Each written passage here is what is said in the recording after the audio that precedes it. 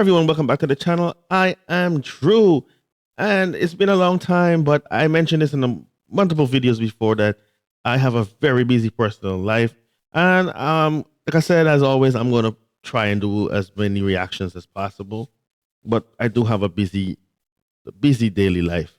But without further ado, today I'm going to be reacting. Let me make sure I move this out the way.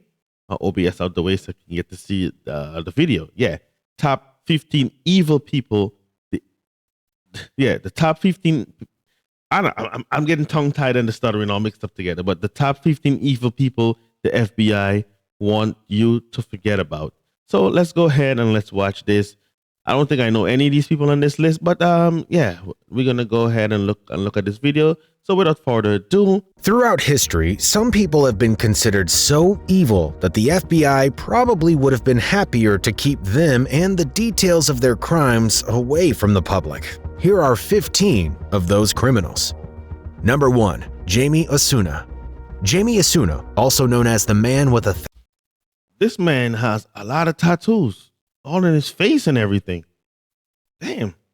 1,000 faces, referring to the tattoos, including Joker's smile and a pentagram, covering his face, was sentenced to life in prison without the possibility of parole for the 2011 killing of 37-year-old mother of 6, Yvette Pena, in the El Morocco Motel hotel room in Baker. Why would you kill a mother of 6? Like, what could come over you to do something like that? I don't know. You got to be a real evil person to do something like that. Bakersfield, California. That hotel was killing anybody is evil. Neighborhood and known for illicit activities going on inside of it. Pena is said to have fallen on hard times and was living at the hotel. Although he denied it for 6 years, he eventually confessed that he was, in fact, the one who was guilty of murdering her in 2017 in an interview with a female reporter named Olivia LaVoice. As the footage was rolling, he said, "I did sadistically, premeditatively, deliberately torture and kill her." No, something is wrong with this guy. He tortured and killed her. Tortured and killed her. When asked why, he said, "Just I seen an opportunity. I didn't know her. I didn't know her. I met her. I was introduced to her. I met her like one time and I came back the next night and I seen an opportunity." This guy killed her just because he seen an opportunity to kill. She just went and killed her. Didn't know her, had no reason. Just met her once or seen her once and just decided he wants to end her life. Yeah, something must be mentally wrong with this guy. Gotta be. He also boasted that he killed Pena the way he did so that he could have lasting memories of the ordeal. On March 28, 2017, Osuna pled guilty to killing Pena and was spared the death penalty for having done so. Osuna openly mocked members of Pena's family at hearings by smiling and waving at them. And you mocked the family. Something is wrong with this guy. Something is really wrong with this guy. And he mocked the family. Wow. And Osuna's crime spree did not just stop because he was incarcerated. While in Corcoran State Prison, he was charged multiple times for assaulting guards by throwing various bodily fluids at them.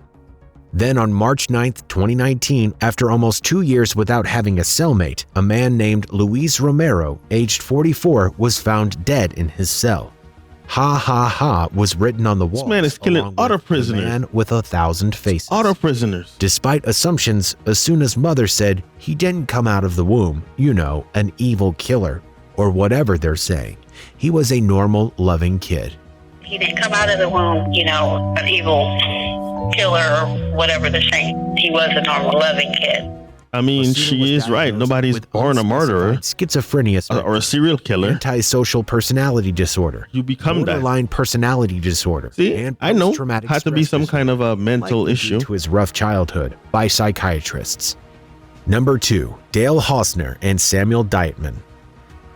Dale Hausner and Samuel Dietman, a serial crime duo, both in their early 30s, committed their crimes for almost 15 months, from May 2005 to August 2006 in Arizona. That's a long time. Dial pad has completely transformed how These we damn support commercials. It's built in These AI. damn commercials. Agents transcribe calls, track customer sentiment. The two, typically under the influence of methamphetamine, would randomly set objects on fire and drive around, target, and shoot at pedestrians.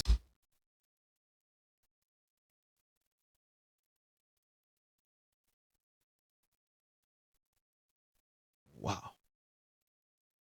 Wow. Wow. Wow. Set people on fire. Something wrong with these guys? What? Yo.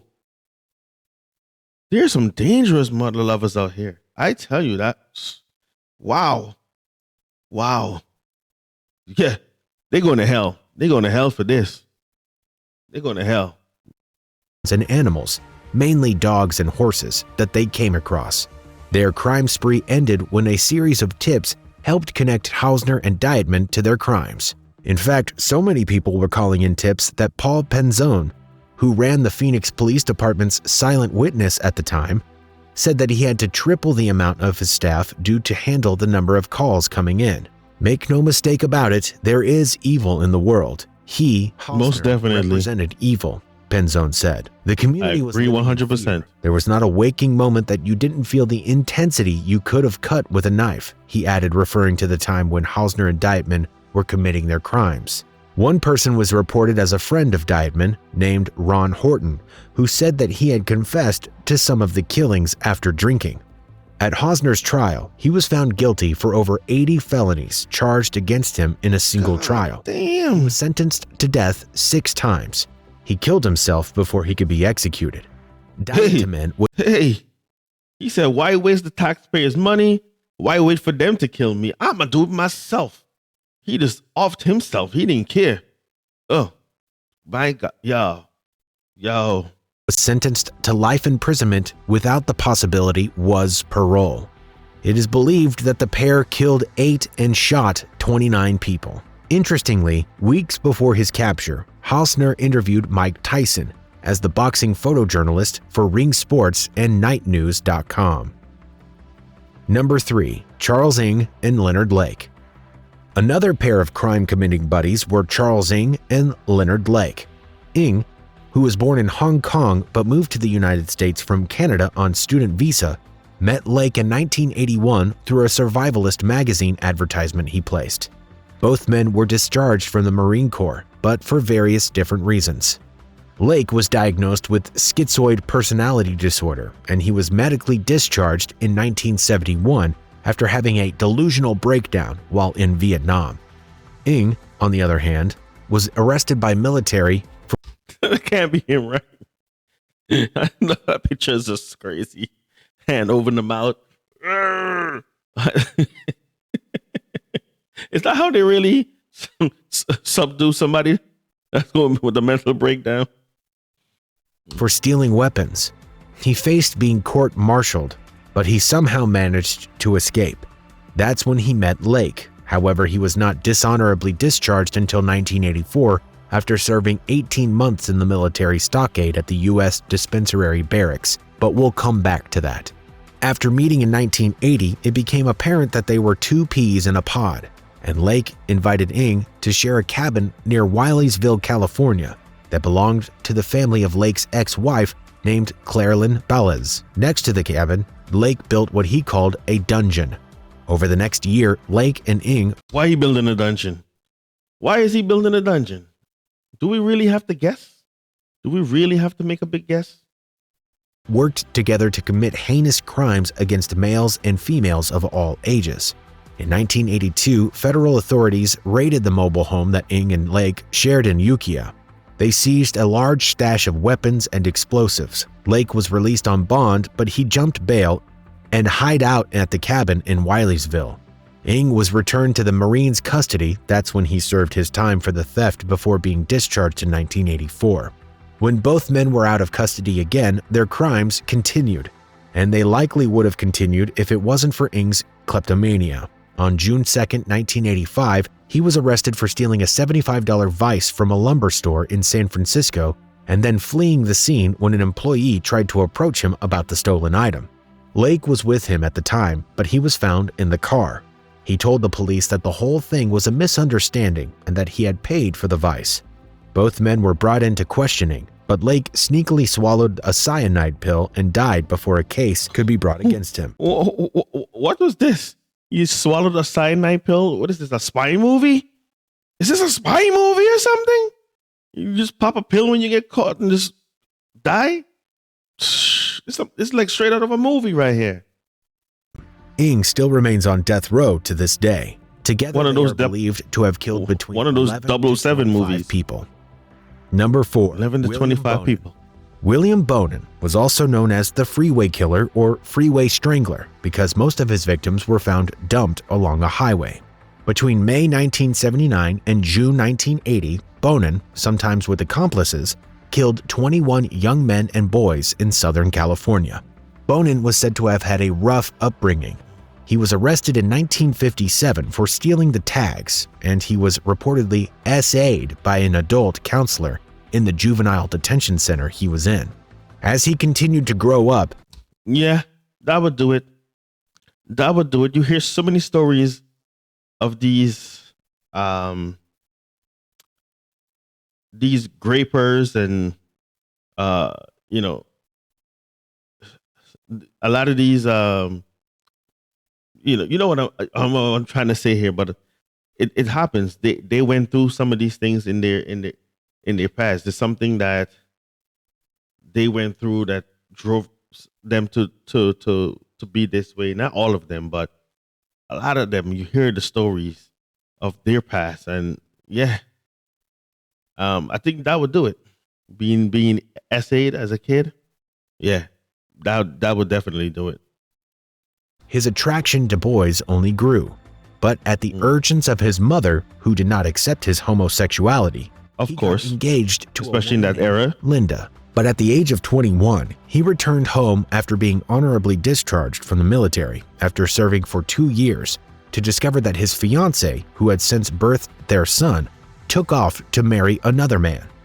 From there, his life continued to spiral. Oh, He began That kidnapping would do and it too. raping young boys in his car. His first victim is said to have been 14 years old in November 1968. At least one of the boys told his parents about what Bonin had done, and his mother called authorities to make a report. By January 1969, extensive reports were being made by local police to locate a man matching Bonin's description. And on January 28, 1969, an El Segunda officer stopped his vehicle. There was a 16-year-old with him in the car. He was arrested and charged on several charges regarding his inappropriate behavior, and he remained in custody on June 11, 1974. But his crimes would only continue and intensify upon his release. In 1975, he was arrested again and pleaded guilty to 2 more allegations of inappropriate behavior with a minor. During this second Inappropriate. arrest, he told cops next time there won't be any witnesses. He was released on November 1st, 1978, and Yeah, after he said that, he was released. After he said that, he was released. Yes, if he ain't gonna leave no witnesses, that means the next time they'll be off. They ain't gonna be, nobody's gonna be surviving to tell the tale. you guessed it, his criminal Take Final Cut Pro to the next level. YouTube commercials. Bundle, just $99. behavior was not curbed by the most recent stint in prison. From then on out, as he warned the police, he began killing his victims. He Of was course. eventually caught after killing a minimum of 21 boys and possibly 15 others that did not have enough evidence to prove Bonin's responsibility. Wow. This is wow. He was able to get back out there and do stuff like this. Yeah. I hope everybody is hearing that, because some of these same laws are being practiced today, where people commit crimes and they're able to be back out in the street to commit more crimes. And yeah, I don't support that. I don't support them lessening the penalties for certain crimes and all of that. It's in certain states. Yeah, because stuff like that is going to happen. For his crimes, he was punished to death. a sentence that was carried out via lethal injection on February 23, 1996, when he was 49 years old. He was the first person in California to be put to death that way. Oh. Number 5. Israel Keyes. Like Husner and Diatamin, Israel Keyes would kill at random. In fact, Keyes had what he deemed as kill kits hidden all throughout the United States in case the opportunity for him to kill arose. Hidden throughout the United States. Committed between 2001 and 2012. He has successfully linked to 3 murders, but is suspected of committing more than 11 others. Similar to many other serial killers, Keyes started out by killing animals. When he wasn't being required to do so for providing sustenance to his family, at least on one occasion, he skinned an animal alive in front of other churchgoers. Damn. Yo. Wow. What did the animal ever do to you? What did the animal do to you? But I guess he's just practicing for humans. It is believed that Keyes killed his first victims between 1996 and 1997 around Colville. As he grew into an adult, he would commit several SAs and enroll in the military, when he was honorably discharged after a few years of service. He did not admit to... But have you noticed the last 3 stories? They serve in the military. Is the military full of lunatics? Is that what we're saying here? The military is full of lunatics? Man, did all of these guys serve in the military? Man, bunch of lunatics fighting for freedom and then come back home and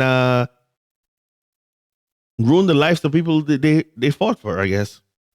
Killing during this time in the army, but he did admit to raping 2 women. After his discharge, he moved to Washington and later Alaska, where he started a construction business.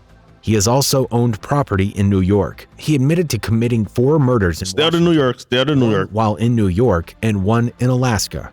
In addition, he is the suspect of a series of 2017 crimes committed by the Boca Killer near Boca Raton, Florida. He was caught by authorities after demanding ransom after killing one of his victims, and the police were able to track withdrawals he made from his account as he moved around the country. Keyes was eventually arrested in Texas on March 13, 2012. He was later extradited to Alaska. Before his trial, Keyes told investigators that he wanted to be executed within a year. However, This man asked to be executed within a year. Hey, execute me within a year. Just get it over with. Just get it over with. would ultimately kill himself on December 2, 2012 in his cell.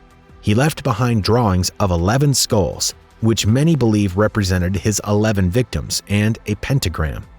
His death left many questions unanswered and cases unclosed. Number 6, Robert Ham. Yeah, I can't get through any more of these. This is just ruining my mental. I cannot get through all 10 of these. It gets worse and worse and worse. I don't think my psyche can handle this. Wow, these are some dangerous people. Very dangerous people. Wow. Yeah, guys, you let me know what you think. Maybe I'll react to the rest of them later, but right now my brain can't handle any more of this.